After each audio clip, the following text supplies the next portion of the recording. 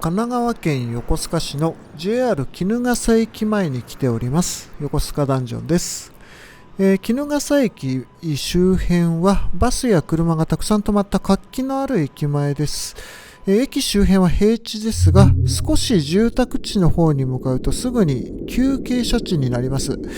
急な坂道を上がった先が望陽台という高台の広い住宅地になっていますね。今日は駅前の平地から台地上の住宅地にかけての道を歩いてみようと思います。衣笠駅から徒歩5分ほどの場所にある浜遊会館から斜面を登って住宅地に入り、そこから斜面の住宅地ですとか、あと公園なんかを歩いて抜けて、最後は元来た浜遊会館まで戻ります。まずはこちらのちょっと綺麗な建物、浜遊会館の前から歩き始めましょう。よいしょ。はい。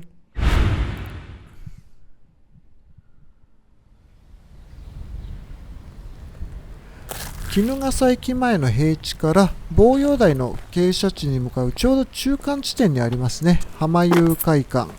住所は衣笠栄町の2丁目です。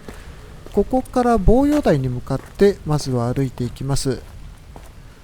こちらの浜遊会館、結構綺麗な外観なので新しい建物なのかなと思ったんですけれども、できたのは1983年ということですね。ちょうど40年前の建物ということで、その割にはなかなかおしゃれで綺麗な外観だなという感じがします。周りのお宅もかなり新しい住宅が多いですね。ただこの辺一帯は古くから人がたくさん住んでいた場所だと思います。浜遊会館のすぐ裏手には大きな墓地があって、かなり古い墓石、明治時代の墓石ですとか外場がたくさんある古そうなお墓でしたね。で、この正面の坂道、上の方には小高い丘、望陽台が見えてきましたけれども、こちらの坂道を登って丘の上まで歩いていきます。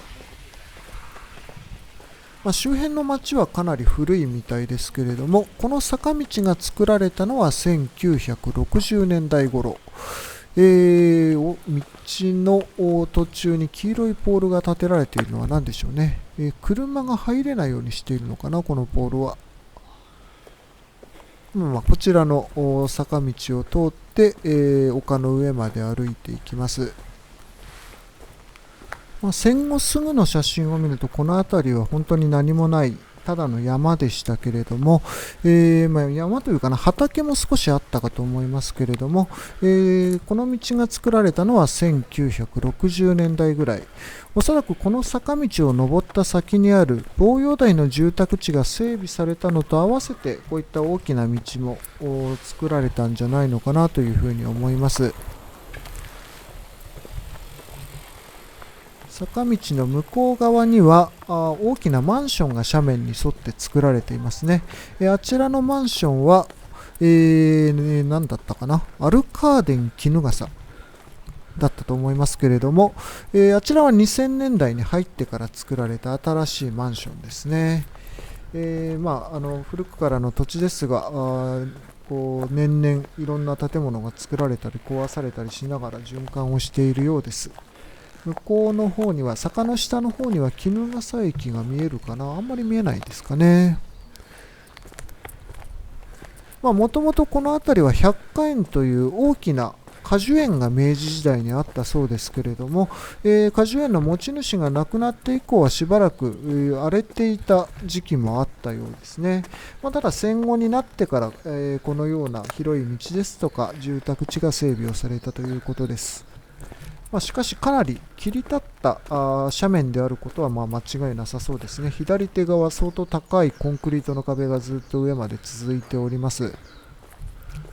かなり急な斜面が切り崩されて坂道が整備をされたようですね。この道沿いにある住宅も1960年代頃の住宅でしょうかね。かなり斜面に沿って、大きな住宅が建てられています。正面のコンクリートの壁の上には、上の方にもかなり住宅が建てられていますね。相当日当たりと見晴らしが良さそうなお宅が上の方にもありました。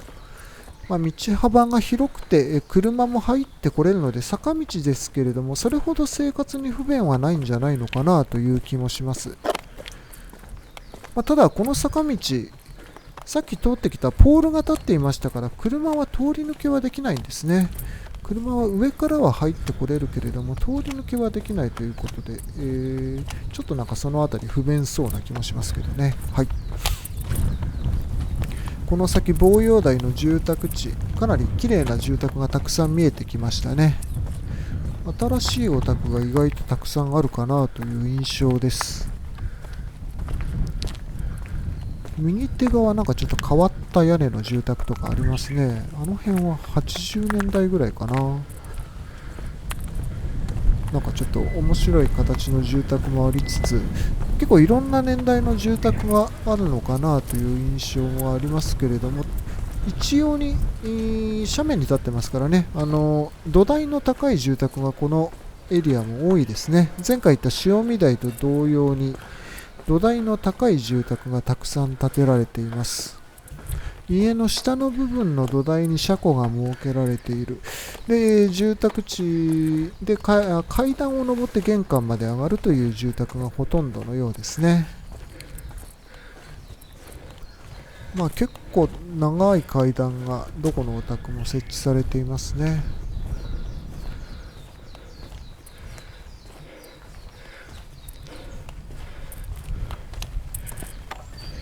ただ日当たりも良さそうで、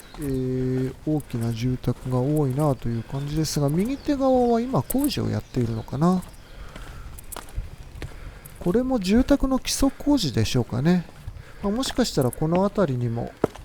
新しい土台の高い住宅が建てられるのかもしれないですね。はい、でちょっと古めの階段を上ってさらに一段高い住宅のエリアまで登ってきました。多分ここが望洋台の一番高い場所なんじゃないでしょうかね。頂上というか、面積、平らな面積はかなり広いですけれども、望洋台の頂上まで来たかと思います。多分この場所が望洋台でもかなり古くから一番古い開発地域なんじゃないのかなという気がします。1960年にはもうすでに敷地の原型が完成をしていたので、望洋台の中でもかなり古い場所なんじゃないのかなという気がしておりますが、道は広いですね。車が入ってこれるかなり広い道が設けられている住宅地です。道が広くて日当たりも良さそうでいいですね。暮らしやすそうですね、この辺り。正面左には屋根があるのは何か休憩所か。これはあれですね。個人の駐車場でしたね。はいはいはいはい。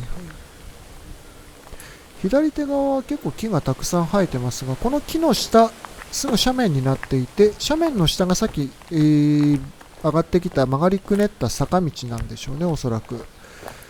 左手の斜面はかなり木がたくさん生えておりますが、急斜面だと思います。結構緑が豊かですね、この辺り。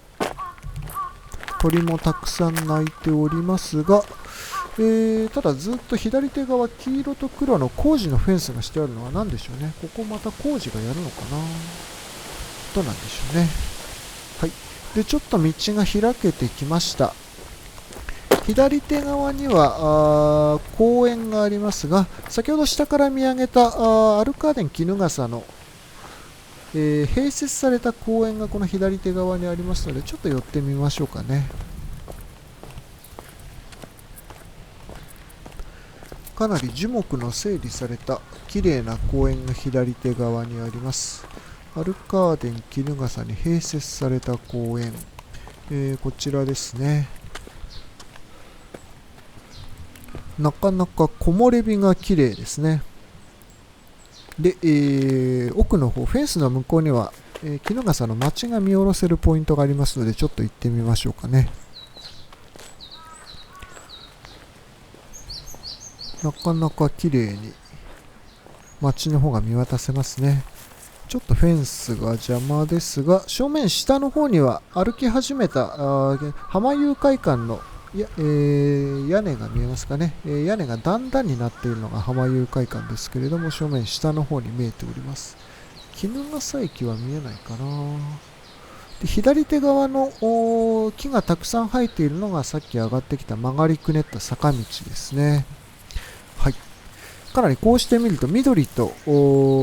街がすごい接している感じがする、緑の豊かな街だなという感じがしますね。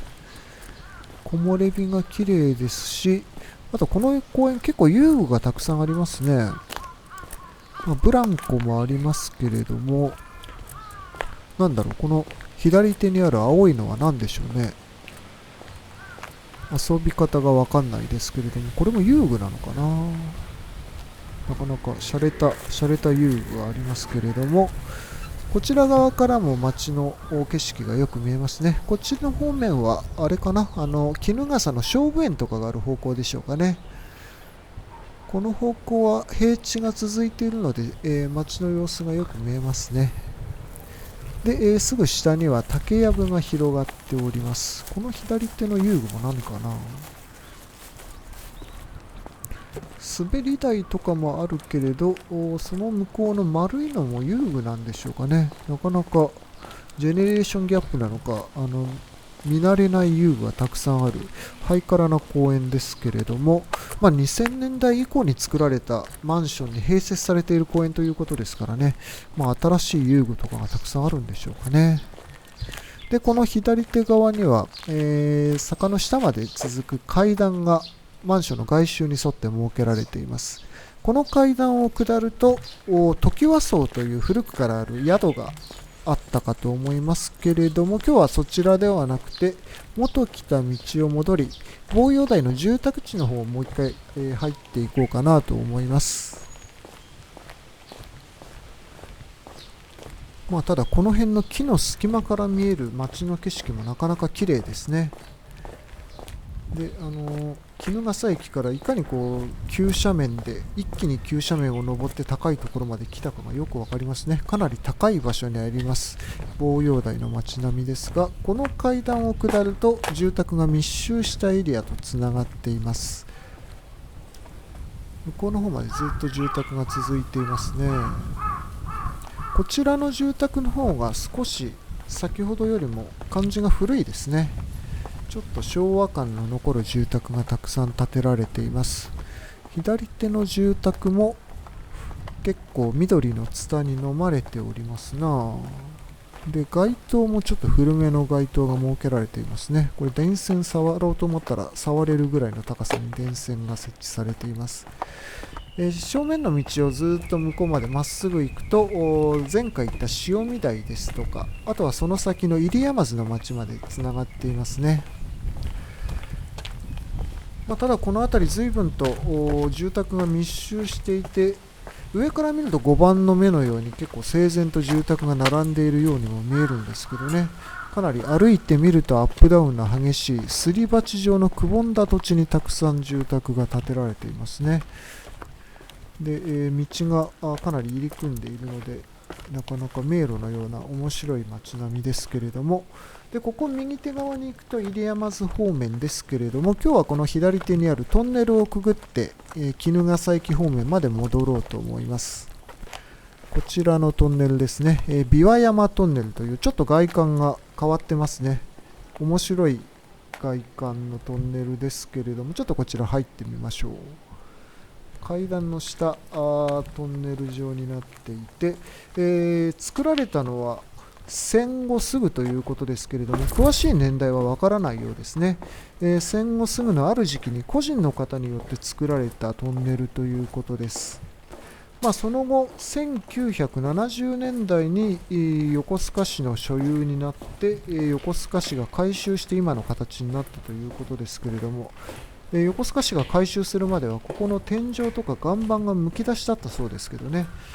なかなか特殊な見た目のトンネルだなという感じがします。天井もなんか鉄板が張ってあって面白いですけれども、床面のコンクリートの感じもかなり大きい砂利が使われている古いコンクリートだなという感じがしますね。ちょっとピントが合わないのがあれですけれども、それほど長いトンネルではないです。この先にお住まいの方とかが日常的に使っている生活に密着したトンネルだということですね。はい。で、トンネルを抜けると正面には冒頭の浜遊会館の段々の屋根が見えてきましたね。